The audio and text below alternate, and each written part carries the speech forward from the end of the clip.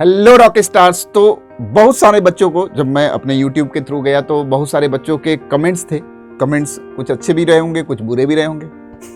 Comments तो comments है, लेकिन कुछ जेन्युइन कमेंट्स लगे हमें, जिनको हमें रिप्लाई करना था, जिनको हमें बताना था। कुछ बच्चों ने कमेंट किया था, जैसे एक बच्चा है राहुल जी, उन्होंने बोला कि सर मेरा नाम राहुल है और मैं बोर्ड एग्जामिनेशन 2024 में एग्ज़ाम दिया हूँ और 50% मेरे नंबर आ रहे हैं। बायोलॉजी में मेरा 40% ही नंबर है, तो क्या मैं नीट का एग्जाम दे पाऊंगा? इस तरह के बहुत सारे क्वेश्चन आपके जहन में होंगे। बहुत सारे बच्चों के जहन में क्वेश्चन होंगे कि सर जी नीट में कौन क्वालिफाई कर सकता है, कौन बैठ सकता है एग्जाम में, कितनी उम्र होनी चाहिए, कितने मार्क्स होने चाहिए। क्योंकि कभी कभी हम तैयारी तो स्टार्ट कर देते हैं, लेकिन ये सब जानकारी नहीं होती है हमें कि कितने मार्क्स चाहिए, क्या चाहिए। तो आप सब बच्चों को पता है कि नीट में क्वालिफाई, नीट में अपीयर होने का जो मिनिमम एज है वो 70 ईयर होता है और अपर एज की कोई लिमिट नहीं है। 17 साल के आप हो चुके हैं तो आप नीट एग्जाम में बैठ सकते हैं और 50% 10+2 में आपके नंबर होने चाहिए। अब कई बार एग्जामिनेशन होता था तो 50% एग्रीगेट है, यानी जुड़ा हुआ, कि कोई बंदा अगर 50% नंबर है उसका इंटरमीडिएट में तो वो एग्जाम दे सकता है। पहला क्राइटेरिया है इसमें नहीं कि हमारे बायोलॉजी में कम हो गए या फिजिक्स में 65 हो गए, एग्रीगेट चाहिए। ठीक है, तो एग्रीगेट 50% मार्क्स चाहिए। ये जनरल कैटेगरी के लिए है, बाकी ओबीसी और SC ST में कैटेगरी के हिसाब से कुछ उसमें भी हमें वेटेज मिला हुआ है। ठीक है, तो आप डेफिनेटली एग्जाम दे सकते हैं। और भी बहुत सारे बच्चों का डाउट था, तो इस तरह के जिनके भी जेन्युइन डाउट होंगे कि सर जी मेरे इतने ही नंबर हैं, क्या मैं एग्जाम दे पाऊंगा?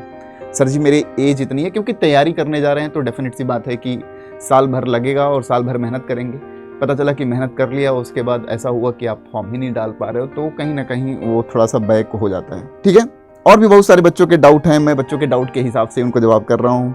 ठीक है, कुछ बच्चों के डाउट हैं कि भैया सेकेंड ड्रॉप है मेरा, इस ड्रॉप में या इस बार नीट 2024 में नंबर तो अच्छे नहीं आए हमारे, और घर वाले बोल रहे हैं कि ये सब छोड़ो छाड़ो और कुछ और करने की तैयारी करो, कुछ और करो। ऐसे मतलब गार्जियन या जो व्हाटएवर जो भी बच्चा है, इस तरह का जो भी सिचुएशन सबके साथ होता है, क्योंकि कभी कभार जब हम नंबर नहीं ला पाते या हमारा गार्जियन हमेशा सेफ साइड में खेलना चाहता है, हमें सिक्योर रखना चाहता है, वो नहीं चाहता है गार्जियन हमारा कि हम रिस्क लें, वो चाहता है कि जहाँ भी रहें, जैसे भी रहें, सिक्योर रहें। बस ऐसी समस्याएं, ऐसे जो क्वेश्चंस हैं, ऐसे जो सिचुएशंस हैं, लगभग हर बच्चा जो सिलेक्ट नहीं हो रहा है उसको फेस करना पड़ता है। गार्जियन उसको चेक भी करता है, कहीं ना कहीं हम मान ले तो क्या चेक करता है, वो बोलता है कि नहीं बेटा छोड़ो, नहीं हो रहा है तो टेंशन लेने की कोई बात नहीं, कुछ और कर लो हल्का फुल्का सा।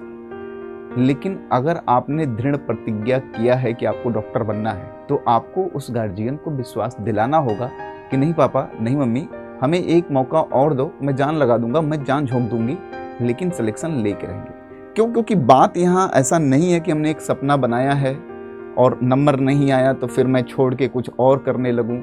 मैं बार बार अपने बच्चों से यही बोलता हूँ कि अगर आपने क्विट करने की प्रक्रिया अपना ली कि नहीं चलो ये नहीं हुआ तो वो कर लूँगा, वो नहीं हुआ तो वो कर लूँगा, तो ज़िंदगी में कोई भी काम इतना आसान नहीं है कि बहुत आसानी से आपको मिल जाएगा।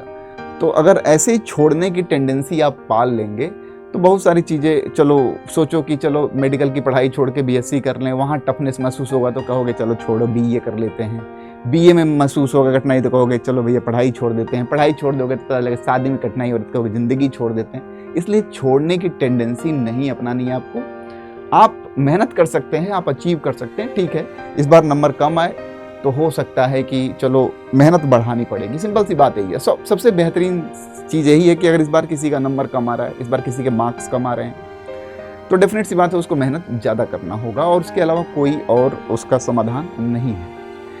आप ऐसे ही डॉक्टर बनेंगे। और भी बहुत सारे बच्चों का सवाल था कि सर जी कोई हमारे लिए यूट्यूब पे कोई बैच आ रहा है कि नहीं, फ्री आ रहा है कि नहीं। तो इसके लिए भी नीति जी जब हम थे साथ में, तो नीति जी, बहुत सारे बच्चे कमेंट भी कर रहे थे कि सर जी तो अब बिक गए लग रहा है पैसे के लिए। ऐसा कुछ भी नहीं है सर जी, अकेले कार्रवाई स्टार्ट किए थे नीट हिंदी माध्यम के लिए। और नीट हिंदी माध्यम के लिए जब ये कार्रवाई स्टार्ट किया था तो मेरे बहुत सपने थे कि मैं अपने हिंदी माध्यम को बच्चों को बहुत सारी चीज़ें मुहैया कराऊँ। और कहीं ना कहीं आपको मुझे थैंक यू बोलना भी चाहिए, क्योंकि नीति जी के बाद आपने देखा होगा कि बहुत सारे चैनलों ने बहुत सारी रिगरस एक्टिविटीज स्टार्ट भी कर दी हैं। हम लोग भी स्टार्ट करेंगे, हम लोग प्रो रहे हैं इसमें।